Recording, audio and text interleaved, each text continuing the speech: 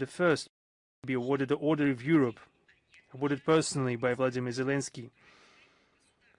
And this is all during the holiday linked to Ukrainian statehood. And this order was dedicated to Europe. They have diluted Ukraine on Bankovaya Street. Apparently touched by such honors, Madame von der Leyen stated that she recalls her trip to Bucha, especially difficult for her almost every day. As the saying goes, she was caught red-handed, and we couldn't imagine a better self-incriminating admission of this staged anti-Russian provocation. Remember those lists with the surnames, and the list of the alleged victims of Bucha, which no one ever saw. Of course, there have been a lot of lies surrounding the conflict, but there is a very simple and very modern step that could have been done a long time ago. Just publish the lists of those that they are so concerned about, detailing names, surnames, dates of birth. And second thing they could have done is to show the place when they are buried. This could be done by those people who cherish the memory of those who have allegedly died, especially if it's claimed that they died en masse as part of some criminal act. Where is everything connected to it? There is nothing. Why is that? Because there hasn't been anything in the first place. Also, we saw Sir Keir Starmer, former British PM, who couldn't but spent his first days in retirement any other way. On July 16, he has made an announced farewell visit to Kiev before his resignation. His visit was disrupted by the change of government in Ukraine itself and the resulting political upheaval. Ultimately, Sir Keir Starmer contented himself with meeting with Mr. Zelensky, to whom he reported on his cabinet's work to aid Ukraine. He cited London's annual provision of £3.5 billion per year until 2031 for Kiev's military needs, the transfer of approximately 250,000 drones, 8,000 missiles, and 350,000 artillery shells, as well as the escalation of sanctions pressure on Russia, among his personal achievements. He announced this day, saying that the Western minority has accustomed themselves to thinking about this new normalcy, so that everything could be perceived as it's shown in the media as something normal. Just think of it. Who is the prime minister of a country reporting to? No matter the country or the analogous position, the head of the administration, prime minister, doesn't matter. The key person in the government, the key leaders of the country, on the eve of his resignation, who is he reporting to? Their own people. They're holding events, they are coming to the parliament or some legislature institution. They meet with the representative of the popular movements representing their party. In each country there are some procedures and traditions in place. Now what we see is a representative of Western minority is arriving with a report on his accomplished work. He is coming to the Bankovaya Street. What does this resemble? This resembles a ritual,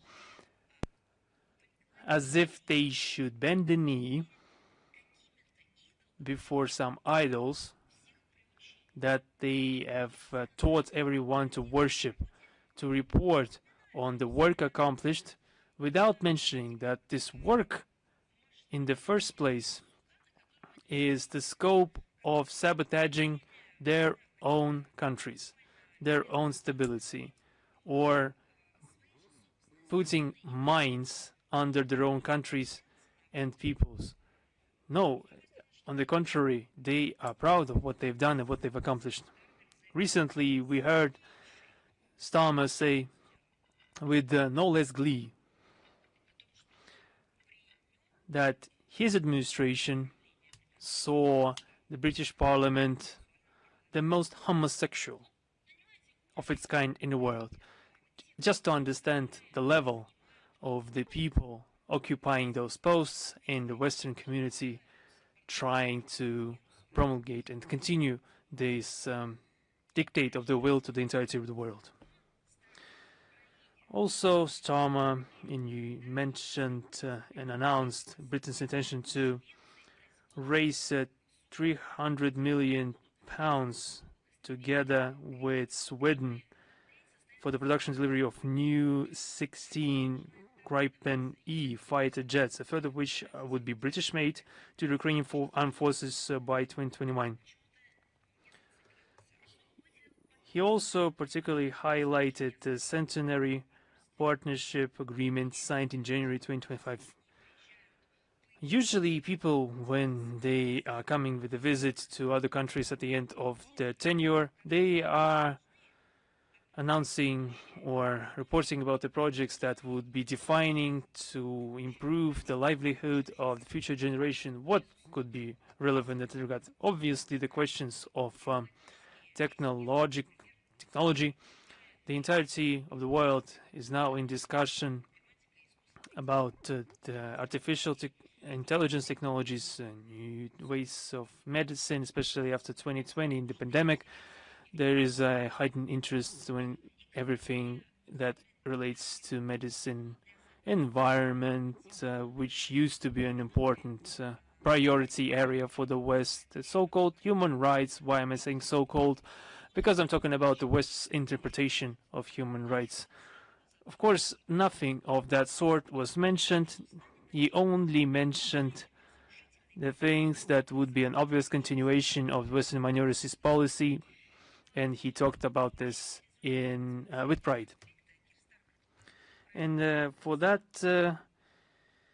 such outstanding results in sponsoring the conflict, Sir Keir Starmer was awarded the Ukrainian Order of Freedom.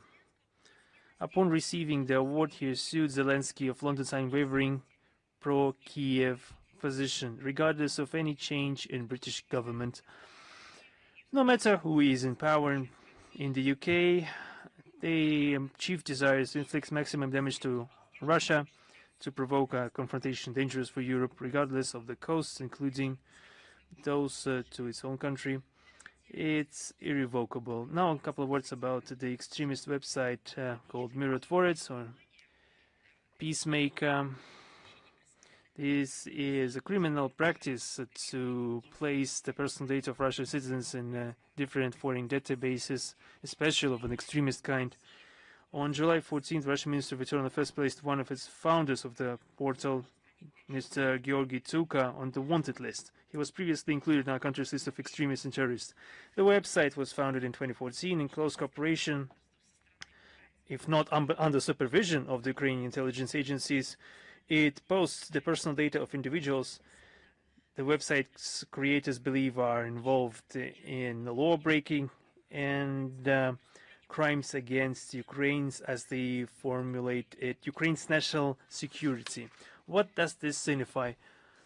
Anyone who expresses any opinion that differs from the official position or contradicts the narratives of the Nazi Kiev regime is automatically becoming the enemy of Ukraine and risks being posted on this website. Essentially, they are forming true of a kind hit lists. It was after the publication on this website that Italian journalist Andrea Ruccelli, writer and publicist Oles Buzina, the founder of former Party of Regions deputy Oleg Kalashnikov, and Russian journalist Daria Dugina were murdered. They have been murdered, not just died by themselves. Whenever someone featured on the website dies, their photo is marked with the label liquidated. And this is all happening during the era where there's been more than 100 years since the adoption of the Charter of the Rights of the Person, and they are using technology openly, without any reproach on the part of the Western ruling circles, and all those same things should have been classed as something deeply reproachable, deeply deplorable by the Western media and non-state actors. In addition to politicians, journalists, diplomats, and public figures, the portal also includes information about Russian athletes and cultural figures. In other words, people are sentenced to death for example, athletic achievements and creative work. But it's not the end of it. The most cynical thing that we see is that this website has data about minors, adolescents. Perhaps you might think that we're trying to alter the information, that perhaps those children have already grown. But no, information published on this website includes children, includes minors. While such cases were previously isolated in character, now children are being added in droves. Among them are not only Russian children, but also from Belarus, from Ukraine, Azerbaijan, Israel, Uzbekistan, and Moldova. As absurd as it may sound, the children are accused of attempting to violate the sovereignty and territorial integrity of Ukraine and deliberately violating the state border of Ukraine. And we're talking about children. They cannot move without being accompanied by an adult or a relative or organizer of a certain trip that are taking all the accountability for their movements. In 2025, more than 100 children and teenagers from Russia found themselves published on this website. In January this year, its database included information on 25 children aged 2 to 3. Just think of it, aged 2 to 3. In March this year, they were joined by 3 boys aged 6, 10, and 13. One of them was not even a year old when, according to Ukrainian Nazis, he, quote, violated the state border of Ukraine. Is that normal? A 1-year-old child, is he providing documents or answering questions? Can he give any explanation as to why he was in that place or another? The oldest is 17, the youngest is only 5. In July this year, the name of a 17-year-old boy appeared on the site accused of illegally crossing the Ukrainian border, which he committed being 9. They tracked him. What an achievement. Such actions violate not only the international law and the Convention on Rights of the Child, but also all existing norms of morality and humanity. I would even say it in the following way. This website is propaganda of anti-morality. Children are turned into targets. Politically charged accusations are attributed to them, information is published, and are put on public display without any regard for their safety, dignity, or their future. You know, many people, when a couple years ago, when they first appeared on the website, when we saw children being featured there, many people interested in this topic and the agenda connected to Ukraine, honestly, perhaps they thought that this was a sort of a provocation. Perhaps the website was hacked, or the Kremlin hackers, the famous Russian hackers, hacked the site to marginalize the Kiev regime. This cannot be happening for real, can it? Well, it can. Let's close our eyes. Let's ignore it. Just let's think that there are no children on this website. Now we see dozens, hundreds of such names on the website. This violates all principles of international law, humanitarian law, and morality. This is a cynical, I don't know, cynical branding against minors and the deliberate creation of risks for those children and their families. Against this backdrop, the lamentations of the Kiev regime on international platforms about their concern for children's rights and their accusations leveled against Russia of violating children's rights appear cynical and even farcical. And this is a self-admittance of guilt. I also mentioned briefly the creation of Ukrainian national pantheon in the Kiev-Pечерsk Lavra. Usually I say something along the lines to journalists and other participants of the briefing who are trying to attract attention. I will warn everyone that perhaps not everyone will perhaps be able to handle it, because the things I'm about to talk about are perhaps not for the weak-willed. Perhaps if you don't find the strength within yourself to face it, I will not judge you. On July 17, the head of the Ukrainian Institute of National Remembrance and well-known Hitler admirer, and it's exactly what he is. I'm not trying to libel him. Alexander Arfurov revealed some details of Bankovy's plan to create the Ukrainian national pantheon in the territory of the Kiev-Pечерsk Lavra. According to him, this memorial cemetery is not intended for collecting relics. This is the Kiev-Pечерsk Lavra, after all. This is the place where monks lived as per the tenets of Christianity, where neither politics nor fashion had the upper hand, but what went through millennia, the Orthodox faith, Christianity.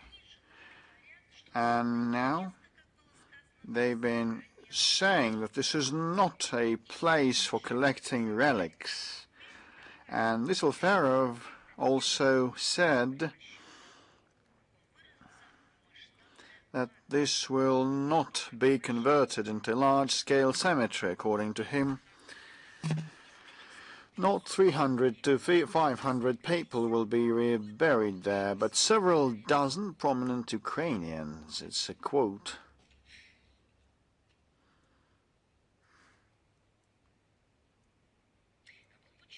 He emphasized that the ashes of such classic Ukrainian figures as Taras Shevchenko, Lesia Ukrainka, and Ivan Franko and Ivan Kotlarevsky will not be transferred to the Volta. And apparently the authorities intend to give preference exclusively to those known for bloody crimes only. Well, in this case, I cannot but mention that Taras Shevchenko and Lesia Ukrainka are the lucky ones not to be put on the same string, because it is a place for something different, a place for those the Ukrainian Orthodox Church selected to be buried there, not for those who are used as a justification of their insane acts. So it's very hard to comment upon schizophrenic delirium, but we've got to do that, otherwise no one in the global community knows what has been happening in Ukraine, and they will not have faith in that. They will not take that seriously. Apparently, the authorities intend to give preference exclusively to those known for bloody crimes, and the remains of Bandera, Shushkevich, and other Nazi scum will be buried in the pantheon, which would be an unprecedented, cynical desecration and sacrilege of the holy monastery. Just fancy. Earlier, the idea of creating a pantheon on the monastery grounds was approved by the head of the so-called Orthodox Church of Ukraine, Epiphanius Domenko, who believed that it was necessary to restore historical memory and properly perpetuate the names of outstanding statesmen and military leaders, end of quote. And this convincingly demonstrates that the schismatics who seized the Volta, or the destructors of the Orthodox faith in Ukraine, view it solely as a venue and a platform for political actions and entertainment shows commissioned by the secular authorities. It is a culinary show right amid the Lent there, and now all those indecency is put on display for Bankovaya, for those who rule in Ukraine, The Volta of Kiev has ceased to be a place to communicate with God, but instead it is a place to worship Satan. I cannot put it otherwise. And we've been witnessing the commemoration of the anti-heroes as heroes. This is prompted by the devil. All the above facts confirm the urgency of the tasks of denazification and demilitarization of Ukraine and the elimination of threats emanating from its territory. These goals will be certainly achieved. And now let's look what causes the utmost hatred of the Kiev regime. The Kiev regime is suffering defeat not only on the battlefield but also on the language front, despite unprecedented oppression. Russian-speaking residents of Ukraine, who constitute the majority, continue to think and communicate in the great and powerful language of their ancestors, of their childhood, of their parents, of their schools, of their books. In desperation, the Zelensky regime is intensifying not popularization of the Ukrainian language, but instead intensifying repression. Old school, bricks and mortar, worth possible repression. On the 15th of July and the 22nd of this year, bills were submitted one after another to the Verkhovna Rada, proposing amendments to more than 2 dozen laws aimed at tightening language legislation. The bills stipulate the inadmissibility of the use of Russian in extracurricular education, private educational institutions and children's recreation activities, public performances, screenings of works and the reproduction of phonograms and video clips in the language of the aggressor state are barred and prohibited. What about the official language of the United Nations? Is it possible? Oh, probably it is. So this is self-deception. They are blind-ended. So they look like a dog that has bit its tail and spins around its own axis. So it is prohibited. Something that is so dear for millions of people. Fines for individuals are expected to increase to 17,000 hryvnias, which is 30,000 rubles for the first offence, and more to come, 25.5, which is 44,000 rubles for repeat offences. This is despite the current subsistence level in Ukraine is 3,200 hryvnias. So this is just penalizing the use of mother tongue. You know, just recently I just had to watch an interview of a former music performer who used to perform in this country, being a national of our country. I cannot say whether he has given up our nationality or not. So he used to be popular in this country. And later he left Russia and he decided to support the Kiev regime with, what do you think? And this is about someone who composed and performed songs. This is an anti-utopia, a dystopia that could hardly be fancied by any futurist. He decided to support Ukraine and back the Kiev regime by not singing songs in the Russian language. So he has been composing them in Russian for decades, performing and earning and building his own subsistence and providing for his family.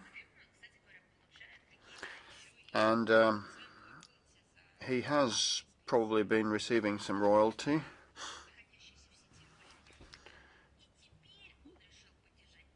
fees and payouts for what he finds on what you may find on the line. So, which is a testimony of the self-destruction.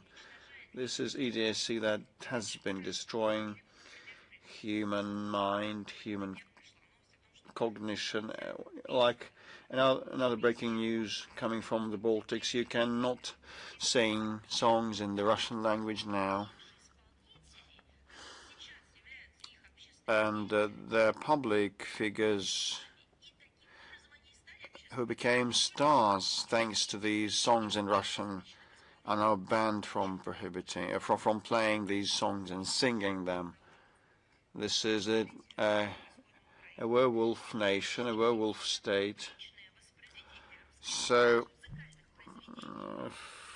for legal entities, fines of up to 170,000 hryvnias are planned for the public performance of Russian language music in retail, catering and service establishment. Particular attention is being paid to expanding the powers of the language ombudsman, a pillar of the repressive mechanism built into the system of the state institutions. This punitive body encourages snitching and employs a vast network of, I can call them agents or spies or whistleblowers.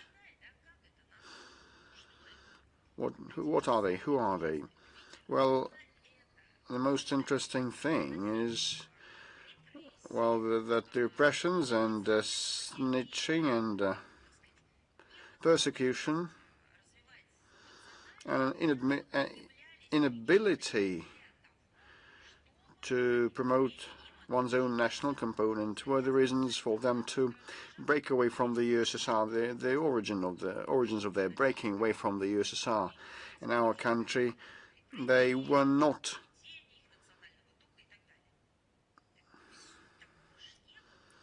able, they said, to withstand what happened anymore. I do not know any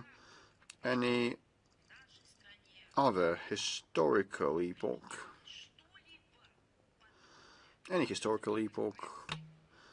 that would see something similar to such punitive measures applied in this country.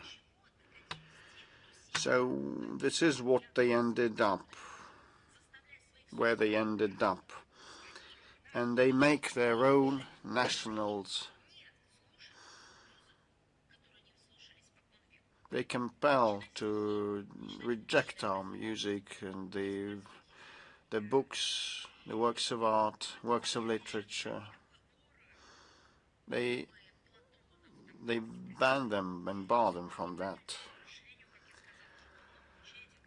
Special heed is paid to expanding the scope. In the first half of 2026, Language Ombudsman Yelena Ivanovska received 1,378 complaints about the use of the Russian language. They don't have any other issues outstanding. Their economy is booming and blooming, and their technology is state-of-the-art, and they've got public concordia and consent, and everybody kinda is envious, and now they decided to ban mother tongue. And this Sprechenführer office said that it's 12 denunciations more than year on year. A third of the violators live in Kiev, followed by Odessa, Kharkiv, and Dnipropetrovsk. Well, for Ukraine, with a population of 25 million, whose population is by no means averse to the Russian language and communicates fluently in it, these numbers are negligible, you know, around 1,000. So it's negligible. The level of institutionalization of the repressive instrument, which violates both the constitution and the country's international obligations, is horrifying. The agency's official website cites several illustrative examples of how language wardens harass Russian-speaking citizens, primarily teachers, who at great personal risk selflessly ensure children's right to education, communication and development. Still, those kids cannot gauge their child's mindset against the novel developments of the Ukrainian legislation, and they speak the language that is their mother tongue. On the 3rd of June, a coach at a children's sports section in Kiev was fined 5,000 hryvnias. His crime, so to say, consisted of, I quote, using a non-state language during classes with children as well as during discussions regarding the training schedule, costs, sports equipment and rules of conduct of the classes. What comes next, I wonder? They're gonna look which numbers are used. It's Arab numbers will be banned. What comes next? I just ask a question that I asked before, and the Mendeleev periodic table is something that concerns me. How much are they going to fine for quoting the Mendeleev chemical table? Or will they cite anything else instead? Like a physical education teacher, just if asked a question, responds in Russian and receives a fine, 5,000 hryvnias.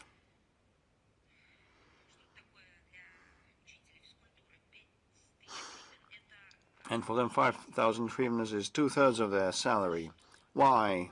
What for?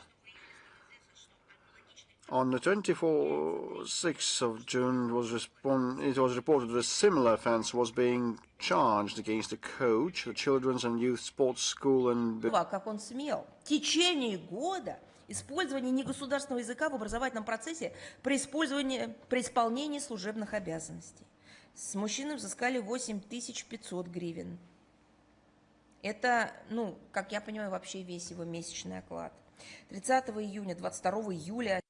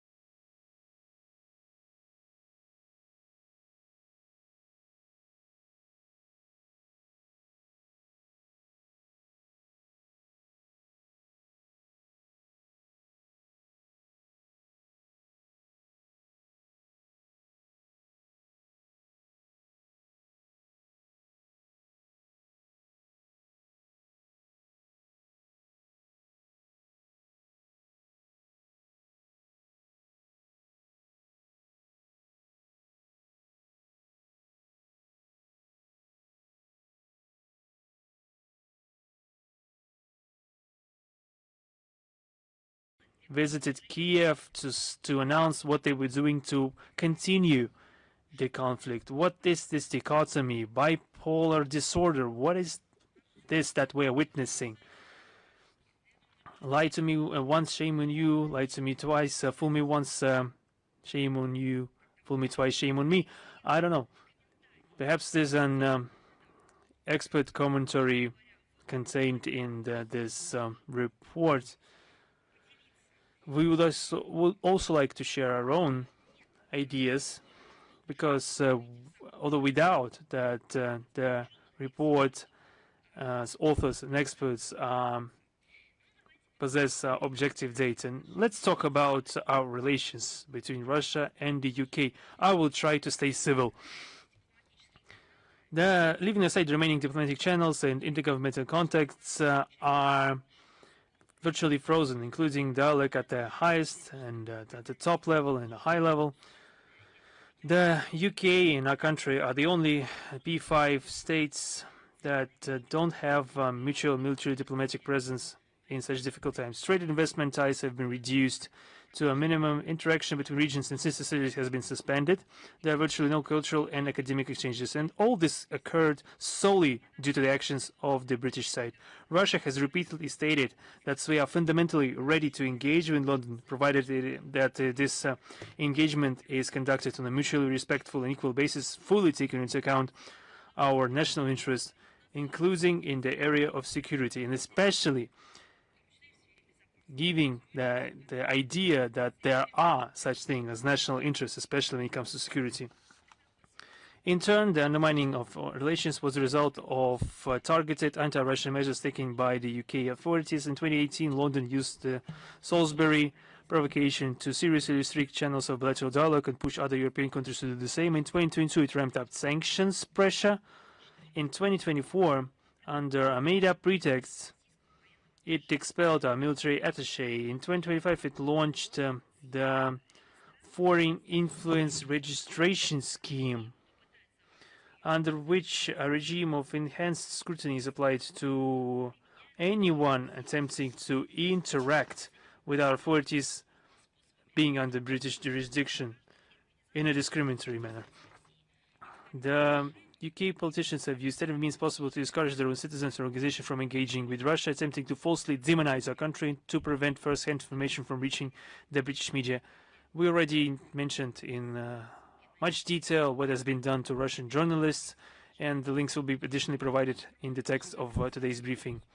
All this was accompanied by steps to create an anti-Russia out of Ukraine, and after the launch of the special military operation, they have done their utmost to undermine the 2022 negotiation process, when the British PM, at the time, Boris Johnson, personally arrived to Kiev to talk the Ukrainian side out of participating in peaceful negotiations. They have outdone themselves to consolidate the Western countries' efforts in confronting our country in Ukraine. They are not even simply positioning themselves as ideologists and key sponsors of the Kiev regime, pumping the Ukrainian armed forces with weapons and military equipment. They boast about this, they're proud about this, and as Mr. Starmer mentioned this, they are gleeful about it. They are hypocritically ignoring the fact that they are sacrificing Ukrainian lives and are directly involved in terrorist attacks on civilian infrastructure in Russia to prolong the conflict for their own interests. The responsibility for this state of affairs lies solely with the UK and particularly the House of Commons.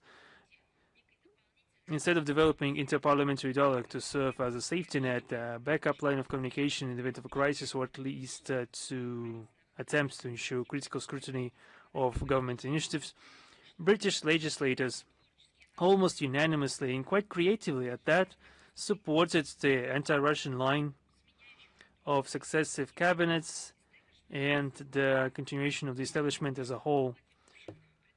The Russia group that existed in the House of Commons was transformed into a Russophobic tribunal after the 2024 elections. Russian Democracy group was established in the British Parliament. In essence, this is a group that is tasked in interfering into internal affairs of a sovereign state. Russian diplomats were banned from appearing in Westminster. Even in the announcement of this current report, the chair of the Foreign Affairs Committee, Madam Emily Thornberry, does not advocate for a balanced analysis, but rather peddles some substantiated accusations that can be used for propaganda and justification for further unfriendly steps made by the British government. They are now simply engaged in militarization. They have no other ways to explain to their own population why they need to continue to support the militarization of the Kiev regime. The stakes are very high. The fragility of peace becomes even clearer. And we would recommend that the British parliamentarians, who are not just who are really striving for the prosperity of the country and for peace in Europe, they should use the work on this report to convey to the government the futility of escalating confrontation to try to reverse the negative trends in our bilateral relations. Even minimal progress in our relations would serve the interest not only of simply our countries, but it would also benefit the entirety of the planet. And this is more important than personal political ambitions and the fear of being seen as someone who has not toed the party line, and so on and so forth. Also, what's interesting, on the 14th of July, there was a new statement made by the Danish Defense Intelligence Service.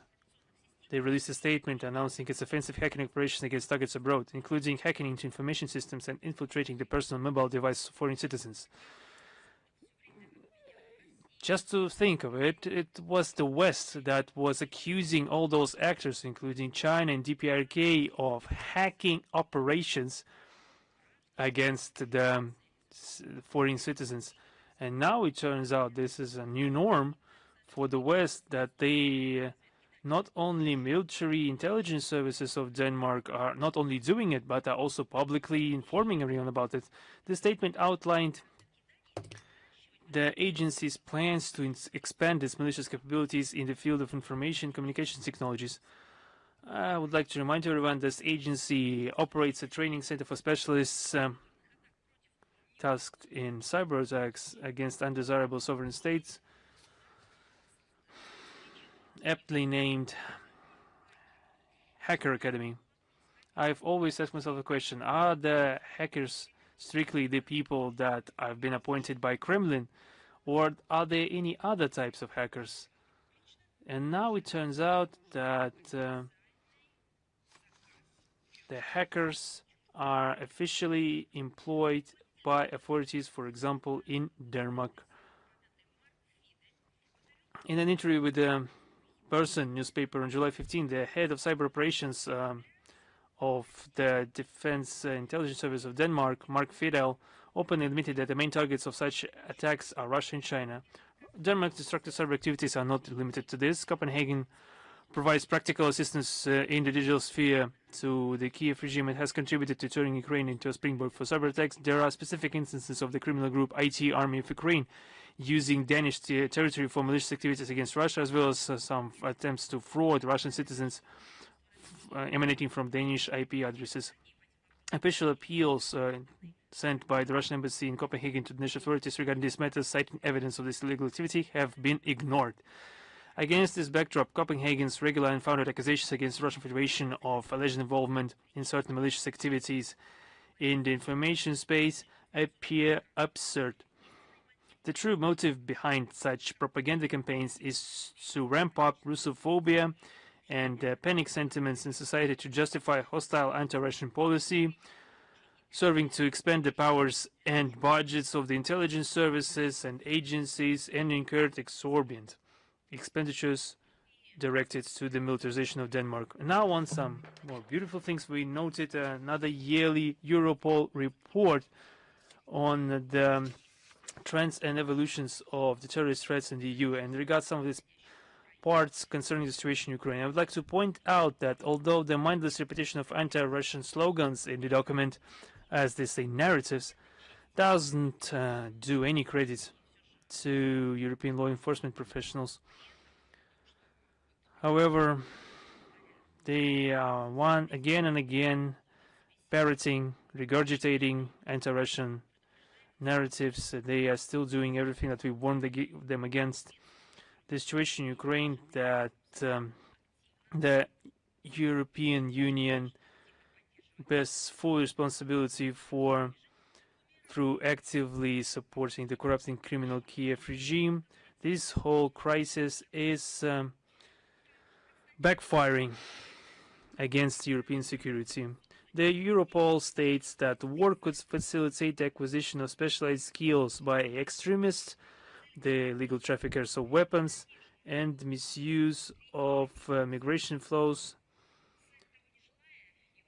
and the further division of EU society. Without corresponding intent, the European police officers have exposed their own authorities, namely the leaders of the European Union, France, Germany, and other EU member states, who are doing everything in their power to ensure this conflict continues. They publicly declare that keeping the Kiev regime afloat is their top priority. Pumping Kiev with weapons, which is then resold by corrupt Ukrainian officials to criminal and extremist groups, is also their priority, despite the fact that those weapons are already